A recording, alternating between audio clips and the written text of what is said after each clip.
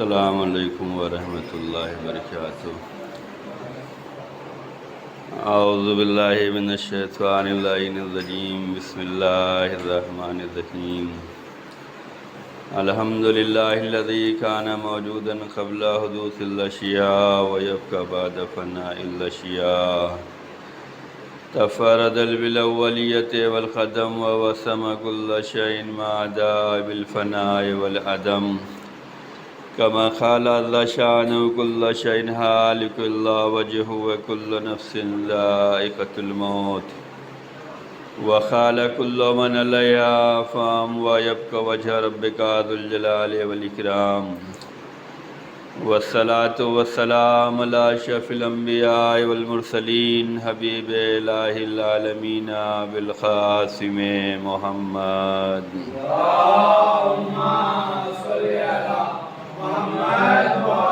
وعلى أهل بيت الطيبين الطاهرين المعصومين المظلومين، ولعنة الله على أعدائهم أجمعين من اليوم إلى قيام يوم الدين، آمين يا رب العالمين۔ أما بعد، أوصيكم ونفسي بتقوى الله، إن الله يحب المتقين۔ عزیزان گرامی، اپنے نفس کو اور آپ تمام حضرات کو تقوی الہی کی وعظ و نصیحت کرتا ہوں اور دعوت فکر دیتا ہوں۔ تقوی بہترین زاد راہ ہے، بہترین سرمایہ حیات ہے، سرمایہ نجات ہے۔ اعمال کی قبولیت کا دار و مدار تقوی الہی پہ ہے۔ جس کے اندر تقوی الہی پایا جائے گا، اللہ اس کے اعمال کو قبول کرتا ہے، اور جس کے اندر تقوی الہی ہوتا ہے اللہ اس کا ولی ہوتا ہے۔ اور جنت متقیوں کے لیے سجائی گئی ہے، سنواری گئی ہے۔ قرآن کریم بھی ہدایت متقیوں کی کرتا ہے۔ یہ وہ متقین یعنی جس کے اندر تقوی الہی پایا جائے، اتنے اس کے فضائل اور کمالات و صفات بیان کیے گئے ہیں، اسی تقوی الہی کی وعظ و نصیحت کی جاتی ہے اور بیدار رکھا جاتا ہے، آمادہ رکھا جاتا ہے، اور بندگان خدا کی حوصلہ افزائی کی جاتی ہے کہ قابل قدر ہیں وہ لوگ جن کے اندر تقوی الہی پایا جاتا ہے۔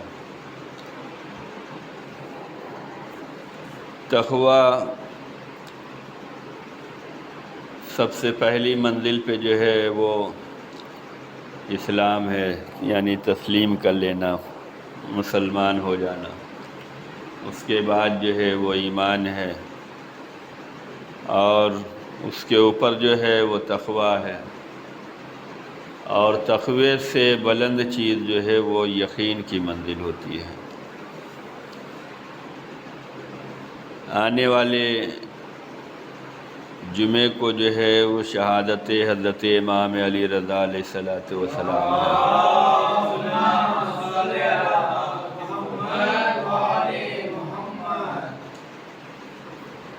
امام کی حدیث یہ ہے کہ تقوی سے بڑھ کر جو چیز ہے، جو بلند ترین ہے، وہ یقین ہے۔ اور جب انسان یقین کی منزل پہ آ جاتا ہے تو سب کچھ وہ اللہ کے لیے ہی کرتا ہے۔ سارے امتحانات، سارے آزمائش، سارے مشکلات اسے بحسن خوبی انجام دیتا ہے، کیونکہ وہ یقین کی منزل پہ ہوتا ہے۔ ائمہ معصومین علیہم السلام میں یقین بدرجہ اتم تھا،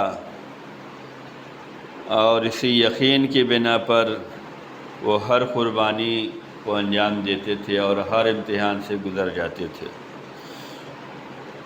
جس کے اندر یقین آ جائے وہ پھر آگ میں جانے کے بعد بھی مطمئن نظر آتا ہے۔ دنیا یہ سوچ رہی تھی کہ ابراہیم آگ میں ڈالے جائیں گے تو جل جائیں گے، جناب ابراہیم کو اپنے اللہ پر اتنا یقین تھا کہ وہ نمرود کی جلائی ہوئی آگ میں بھی آرام سے بیٹھے ہوئے ہیں کہ بچانے والا ذات تو خدا کی ذات ہے جس پر مجھے یقین ہے۔ امام حسین علیہ السلام کربلا کے میدان میں یقین کی منزل میں تھے کہ کوئی قدم میں جنبش نہیں لا سکتا، کوئی راستے سے ہٹا نہیں سکتا۔ ساری قربانیاں، سارے مصائب، سارے امتحانات، لیکن یقین میں کمی نہیں آیا۔ عزیزان گرامی، امام کی سیرت میں یہ بات ملتی ہے، اور یہی سیرت انبیاء ہے، سیرت ائمہ معصومین بھی ہے، اور یہی سیرت مومنین بھی ہے، اور یہی ہم لوگوں کو بھی کرنا چاہیے، اور آپ لوگ کر رہے ہیں۔ 8ویں امام کی ایک سیرت یہ تھی کہ بڑے سے بڑے مناظرے آپ نے کیے ہیں۔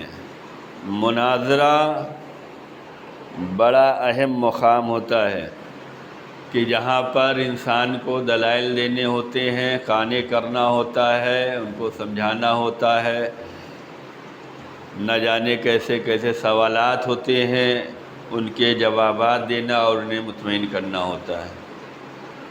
یہ مناظرے دینی بھی ہوتے ہیں، اخلاقی بھی ہوتے ہیں، اعتقادی بھی ہوتے ہیں، دنیاوی بھی ہیں، اخروی بھی ہوتے ہیں۔ اتنا اہم یہ پروگرام ہوتا ہے کہ جہاں حق اور باطل آمنے سامنے ہوتے ہیں، سچ اور جھوٹ کا سامنا ہوتا ہے، اور صحیح اور غلط کا فیصلہ ہونا ہوتا ہے۔ ایسے ماحول میں بھی کیا چھوڑ کے جانا چاہیے کہ نہیں ہمیں فلاں کام آ گیا ہم چلے جائیں؟ لوگ یہی کہیں گے اتنا اہم کام یہ چل رہا ہے کہ آپ کو اپنے دین کی حقانیت ثابت کرنی ہے، آپ جس دین کے رہنما ہیں اس کے بارے میں بتلانا ہے، دشمن اعتراض کر رہا ہے، سامنے والا اس پہ اعتراض اپنا جتلا رہا ہے، آپ کو جواب دینا ہے۔ ایسے موقع پر بھی 8ویں امام کی سیرت ملتی ہے کہ مناظرہ ہوتا رہتا تھا، جیسے ہی اذان ہوتی تھی آپ نماز کے لیے اٹھ کے چلے جاتے تھے۔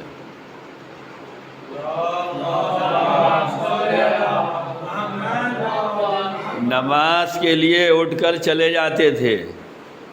ہم اور آپ ہوتے تو کیا سوچتے، اتنا بڑا مقابلہ ہو رہا ہے، سچ کو ثابت کرنا ہے، حق کو واضح کرنا ہے، دین کی خدمت کرنا ہے۔ ایسے موقع پہ تو ہمیں سب کچھ چھوڑ کے یہیں پہ بیٹھ جانا چاہیے، لیکن امام جیسے ہی وقت اذان ہوا ویسے ہی اٹھ جاتے تھے کہ اب نماز کے بعد یہ سلسلہ جاری رہے گا۔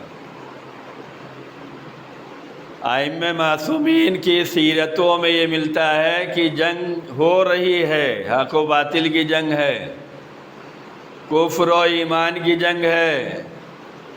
ایسے موقع پر مولا علی جب نماز کا وقت ہوتا تھا تو نماز کے صف لگا دیتے تھے۔ لوگ آ کے کہتے تھے یا علی یہ جنگ ہو رہی ہے، حالت جنگ میں ہیں ہم لوگ، اور ایسے منزل پہ آپ نماز کے لیے کھڑے ہو گئے تو امام فرماتے تھے اسی نماز کی حفاظت کے لیے تو یہ جنگ ہو رہی ہے۔ امام حسین علیہ السلام نے میدان کربلا میں روز عاشور جنگ ہو رہی ہے، وقت نماز آئی، امام نے مصلی بچھا دیا۔ یہ ائمہ معصومین علیہ السلام کا کردار ہے، ان کی سیرت ہے، ان کی تعلیمات ہے کہ نماز کے وقت کی پابندی کرو۔ اور واقعاً یہ آپ لوگوں کا بھی جذبہ ایمانی ہے، یہ تقوی الہی ہے، یہ خوف خدا ہے، یہ محبت اہل بیت ہے، محبت خدا رسول ہے۔ یہ وقت آپ یہاں حاضر ہیں نماز جمعہ کی ادائیگی کے لیے، یہ آپ کی پاکیزگی ہے، یہ آپ کی طہارت ہے، یہ آپ کا ایمان ہے، یہ آپ کا عمل ہے، یہ آپ کو جو ہے جمعے کے لیے حاضر کر دیا ہے۔ جو وقت کی قدر کرتے ہیں اللہ انہیں کامیاب کرتا ہے۔ امام خمینی کا نام پوری دنیا میں ہے، سب ان کا کلمہ پڑھ رہے ہیں، تعریف توصیف بیان ہو رہی ہے، ابھی برسی گزری ہے۔ ان کی زندگی میں بھی ملتا ہے کہ دشمن انہیں پکڑ کے لے جا رہے ہیں، پولیس والے انہیں گرفتار کر کے لے جا رہے ہیں، انہوں نے کہا کہ نماز پڑھ لینے دو، کہا ایسے نہیں نماز پڑھنے دیا جائے گا، تو ہمارے قید میں ہو، ہمارے گرفت میں ہو۔ جو نماز کے وقت کا خیال رکھتا ہے اللہ اس کی خود مدد کرتا ہے۔ جس گاڑی میں انہیں گرفتار کر کے لے جایا جا رہا تھا، وقت نماز ہوئی، گاڑی خراب ہو گئی، یہ اترے اور نماز انہوں نے پڑھی اور نماز پڑھ کے آگے بیٹھے، گاڑی صحیح ہو گئی۔ کیوں؟ جسے وقت پہ نماز پڑھنا ہے اس کی خدا رسول مدد کرتے ہیں، اور جو وقت پر حاضر ہو جائے، اللہ کی بارگاہ ہے یہ، وقت پر حاضر ہو جانے والے بڑے کامیاب بندے ہیں، یہ عظیم بندے ہیں جو وقت پر اللہ کی بارگاہ میں حاضر ہو جائیں۔ یہ بڑا شرف ہے، بڑا رتبہ ہے، بڑی عظمت ہے کہ ہم اللہ کی بارگاہ میں حاضر ہو رہے ہیں۔ تو یہ اہل بیت اطہار علیہ السلام کی تعلیمات میں تھا کہ وہ نماز کے وقت کا خیال رکھتے تھے اور اپنے چاہنے والوں کو بھی یہی پیغام دیتے تھے کہ نماز کے وقت کی پابندی کرنا۔ چنانچہ ہر ائمہ معصومین کی سیرت میں بھی یہی ملتا ہے اور وصیت میں بھی نماز کی بڑی تاکید فرمائی ہے، یہاں تک کہ چھٹے امام جعفر صادق علیہ السلام نے تو یہاں تک فرما دیا کہ ہماری شفاعت ان لوگوں کو نہیں ملے گی جو نماز کو ہلکا سمجھیں گے، جو نماز کو حقارت سے دیکھیں گے، ان کو ہماری شفاعت نصیب نہیں ہونے والی ہے۔ یہ تعلیم دی جا رہی ہے کہ نماز کو ہلکا نہیں سمجھنا، یہ واجبات الہی میں سے ہے، جسے تم پر فرض کیا گیا ہے، اسے تمہیں ادا کرنا ہے، اور یہی اگر تمہاری نماز قبول ہو گئی تو باقی اعمال قبول کیے جائیں گے، اور اگر یہی رد کر دی گئی تو باقی اعمال رد کر دیے جائیں گے۔ خدا ہم سب کو توفیق دے کہ ہم نماز کو وقت پر ادا کر سکیں۔ پروردگار ہماری حاضری کو قبول فرما، ہمارے آنے کو قبول فرما، ہم سب کے گناہوں کو معاف فرما، ہم سب کو اطاعت امام کرنے کی توفیق بجا لانے کی توفیق عطا فرما۔ پروردگار ہم سب کے گناہ صغیرہ و کبیرہ کو معاف فرما۔ بسم اللہ الرحمن الرحیم، انا احسن الحدیث وابلغ الموعظہ کتاب اللہ۔ اعوذ باللہ من الشیطان اللعین الرجیم، بسم اللہ الرحمن الرحیم، والعصر ان الانسان لفی خسر الا الذین آمنوا وعملوا الصالحات وتواصوا بالحق وتواصوا بالصبر۔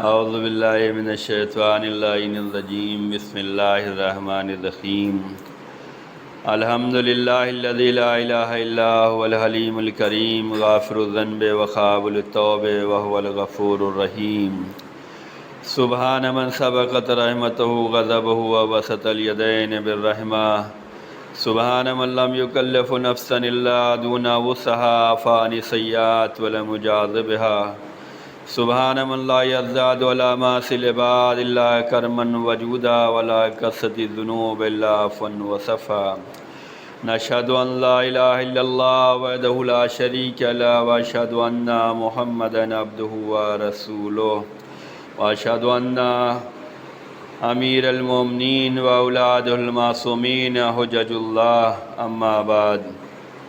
عزیزان گرامی، 8ویں امام جن کا روضہ مشہد المقدس میں ہے، جس کو طوس بھی کہا جاتا ہے، جس کو خراسان بھی کہا جاتا ہے، وہاں پر مومنین زیارت کے لیے جاتے ہیں۔ 8ویں امام کی قبر مبارک کی زیارت کرنا بہت زیادہ ثواب بیان کیا گیا۔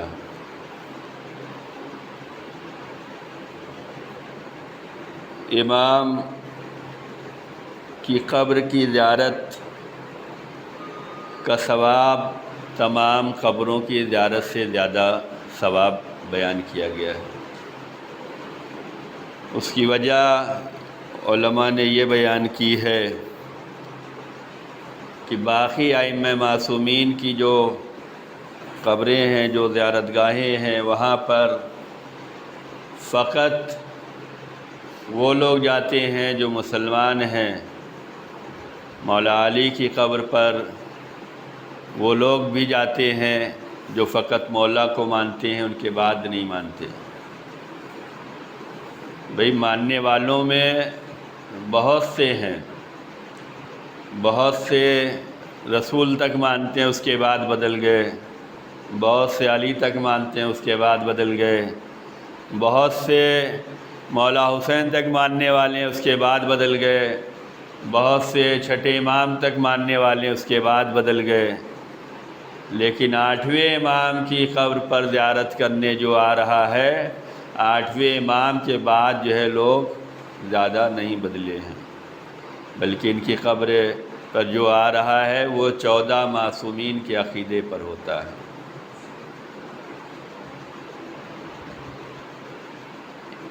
جناب امام علی رضا علیہ السلام کے زمانے میں بھی لوگ تھے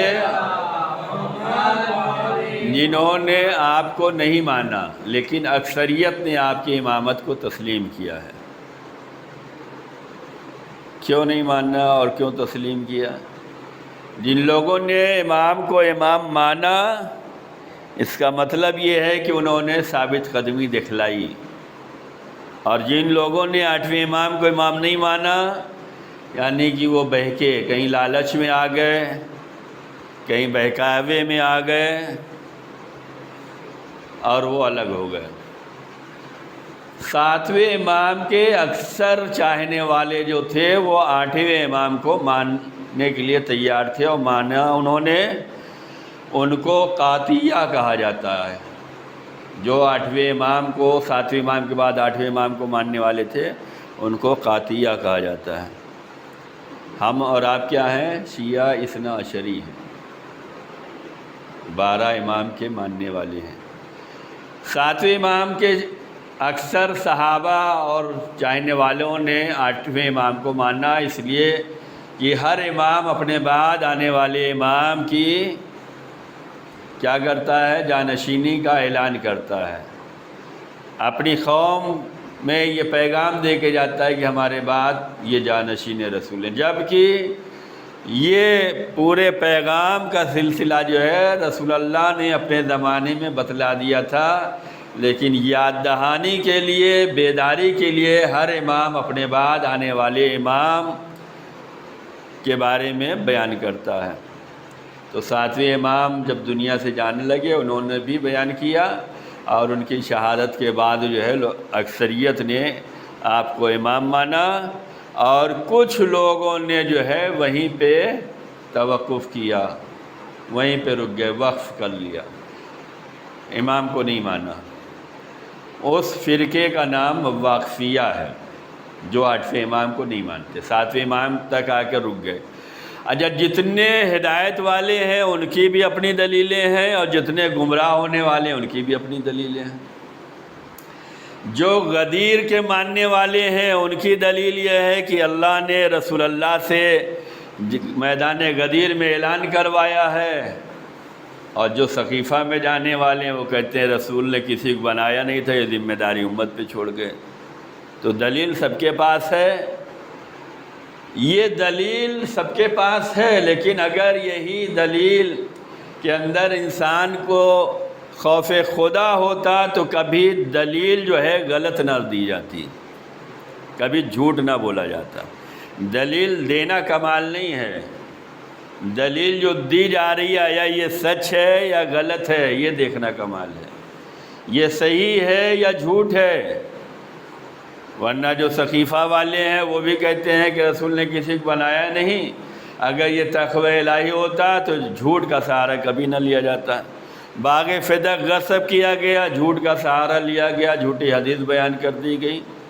اگر یہ تقوی الہی ہوتا تو جھوٹ نہیں بولا جاتا، جھوٹ کا سہارا ہی نہیں لیا جاتا۔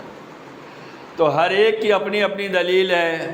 جن لوگوں نے 8ویں امام کو نہیں مانا، 7ویں امام تک رہ گئے، واقفیہ ان لوگوں کا کہنا یہ ہے کہ بس 7ویں امام ہی آخری تھے، یہی امام مہدی ہیں، یہی آخری امام تھے، اس کے بعد سلسلہ ختم ہے، لہذا وہیں پہ انہوں نے وقف کر دیا، اس کو واقفیہ کہتے ہیں۔ لیکن جو امام کی راہ پہ چلنے والے تھے، جو امام کی تعلیمات پر عمل کرنے والے تھے، جو امام کے فرمان پہ قربان ہونے والے تھے، انہوں نے امام کے بعد امام علی رضا علیہ السلام کو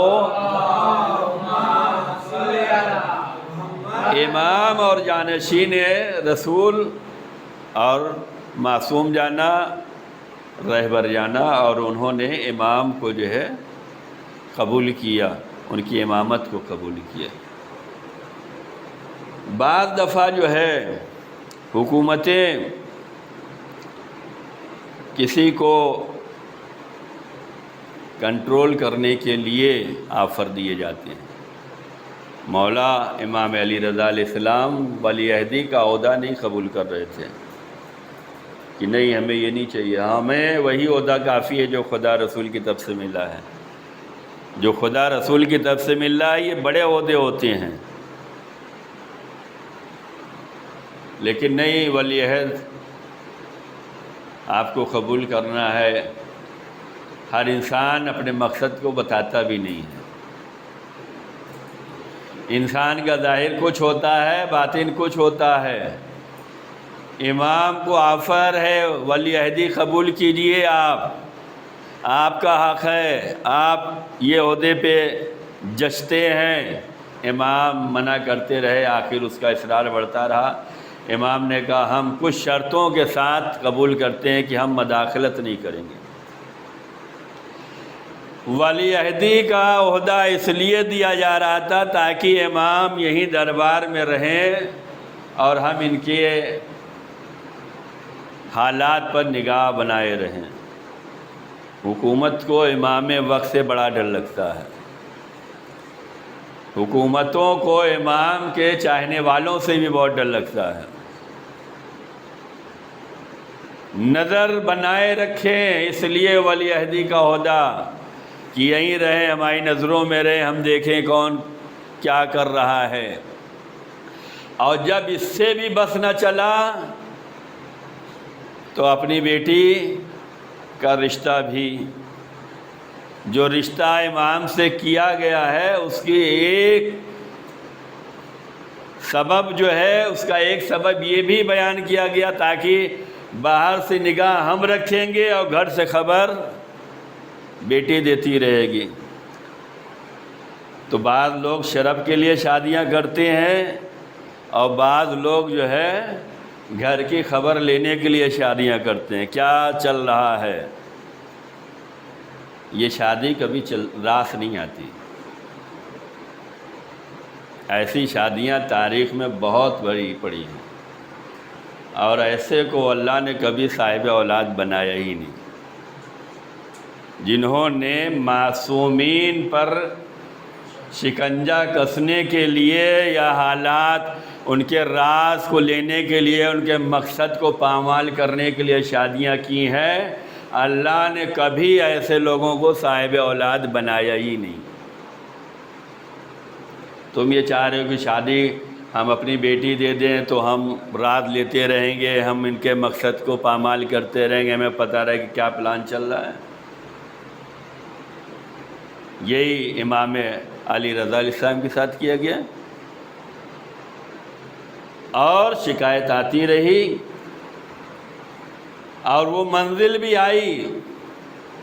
حق کبھی چھپتا نہیں، سچ کبھی دبتا نہیں، اہل بیت کبھی کسی کے دبائے سے دبے نہیں ہیں۔ الہی نمائندوں کا کام جو ہے وہ گھر میں بھی رہ کے کرتے ہیں، باہر بھی رہ کے کرتے ہیں، جہاں جیسا موقع ملتا ہے وہ کام اپنا کرتے رہتے ہیں۔ وہ ہماری طرح نہیں ہے کہ ہمیں موقع نہیں ملا، وہ جہاں رہتے ہیں وہی موقع نکال لیتے ہیں۔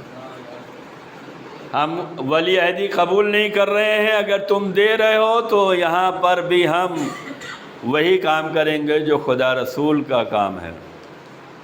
چنانچہ ولی عہدی لینے کے بعد جب عید کا زمانہ آیا تو فرمائش کی گئی، آپ جو ہے فرزند رسول ہیں، آپ ولی عہد ہیں، آپ کو نماز پڑھانا چاہیے عید کی۔ امام نے منع کیا، نہیں یہ میں نہیں پڑھاؤں گا، نہیں آپ پڑھائیے، فرزند رسول آپ ہیں، آپ ولی عہد ہیں۔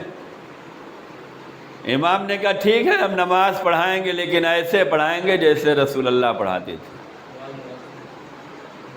کہا ٹھیک ہے۔ اب جب عید کا دن آیا تو امام اپنے گھروں سے اس طریقے سے نکلے، لوگ یہ سمجھ رہے تھے کہ عالی شان سواری ہوگی، سواری کے سارے انتظامات ہیں، لیکن امام سواری پہ سوار نہیں ہوئے، بلکہ امام گھر سے نکلے ہیں تو ننگے پیر،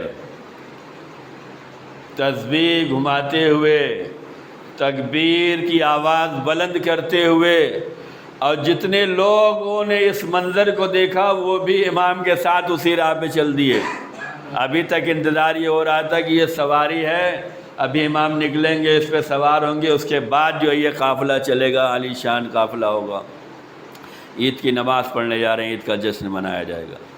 لیکن امام نے کہا نہیں، ایسے جائیں گے جیسے رسول اللہ جاتے تھے، پیدل جائیں گے، ننگے پیر جائیں گے، تکبیر پڑھتے ہوئے جائیں گے۔ اب جب اس طریقے سے چلے، جتنے دیکھنے والے سب پیچھے، اللہ اکبر اللہ اکبر، تکبیر بلند ہو رہی ہے۔ اب جب یہ ماحول چینج ہوا تو فوراً حکم یہ آیا کہ آپ نماز نہ پڑھائیں۔ ابھی تک جو اصرار کر رہا تھا کہ نماز آپ پڑھائیں، آپ ولی عہد ہیں، فرزند رسول ہیں، شرف آپ کو ہے، اب وہی بندہ جو ہے یہ کہہ رہا ہے کہ آپ مت پڑھائیں، آپ زحمت نہ کریں، ہم پڑھا دے رہے ہیں۔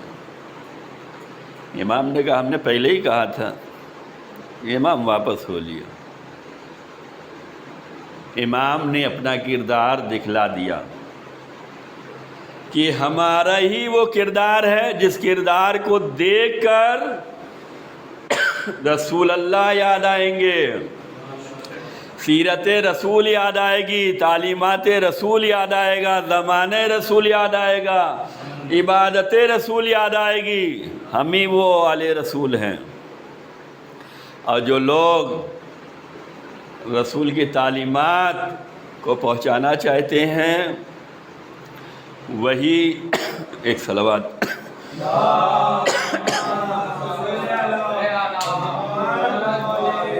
اس طریقے کے اہتمام کرتے ہیں۔ یہ ہماری مجالس ہو، یہ ہماری محفل ہو، یہ سب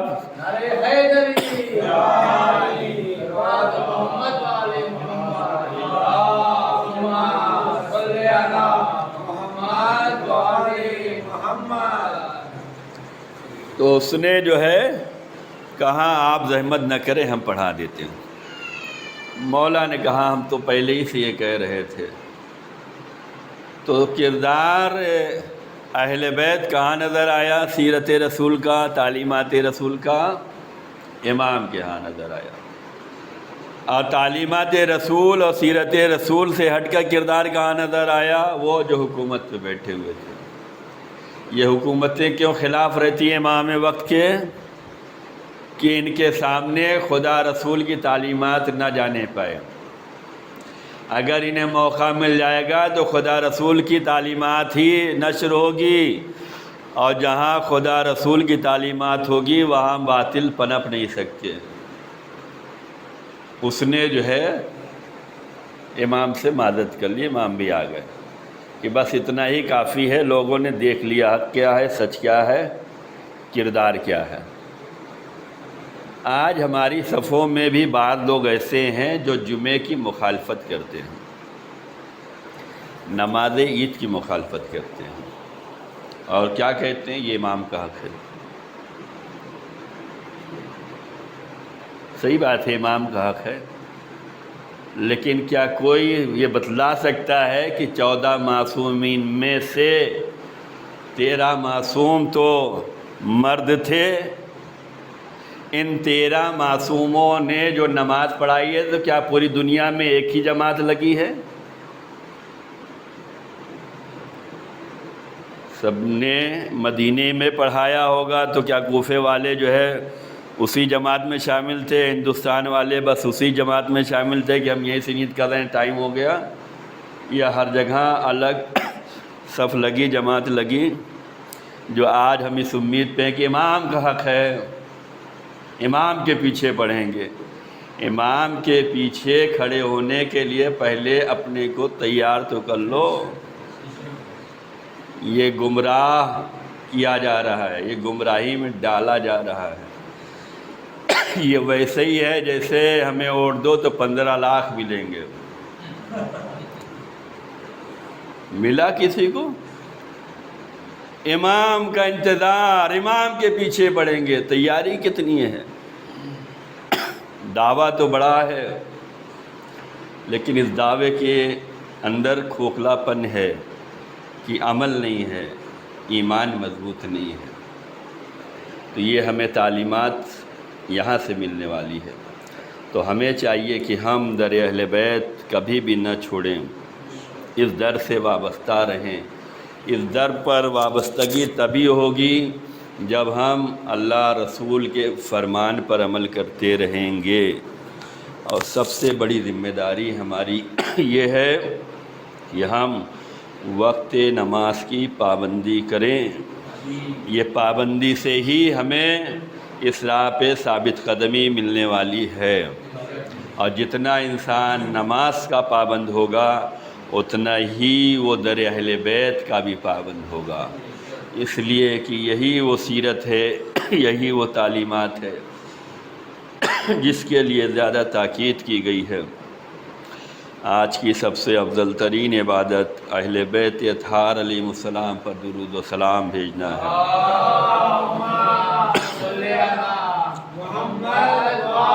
بسم اللہ الرحمن الرحیم، ان اللہ و ملائکتہ یصلون علی النبی یا ایھا الذین آمنوا صلوا علیہ وسلموا تسلیما۔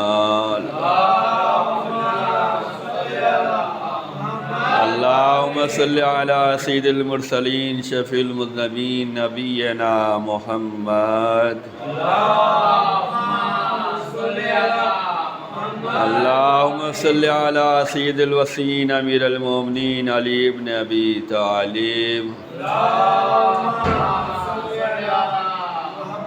اللہم صل علی سید النساء العالمین فاطمہ بنت رسول اللہ۔ اللہم صل علی الحسن بن علی مجتبی۔ اللہم صل علی حسین بن علی شہید کربلا۔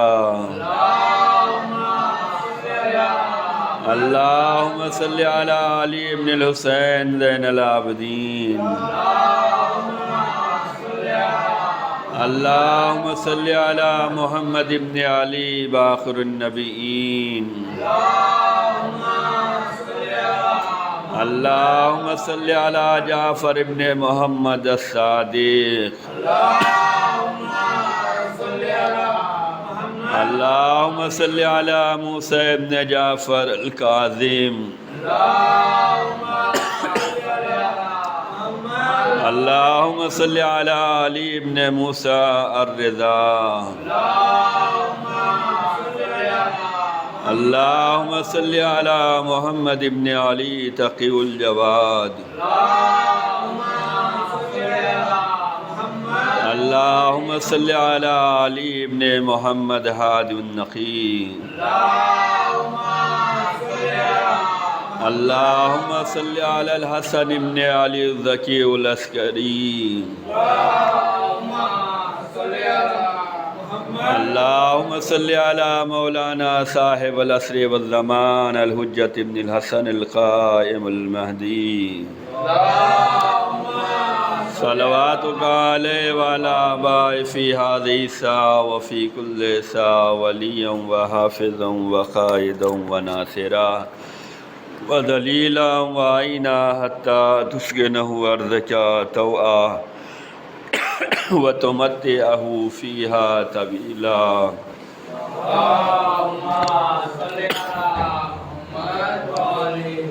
آپ حضرات سے گزارش ہے کہ 5 مرتبہ عجیب پڑھ کر ایک بندے مومن کی صحت یابی کے لیے دعا فرما دیں. بسم اللہ الرحمن الرحیم. امن یجیب المضطر اذا دعا امن یجیب المضطر اذا دعا ویکشف السوء امن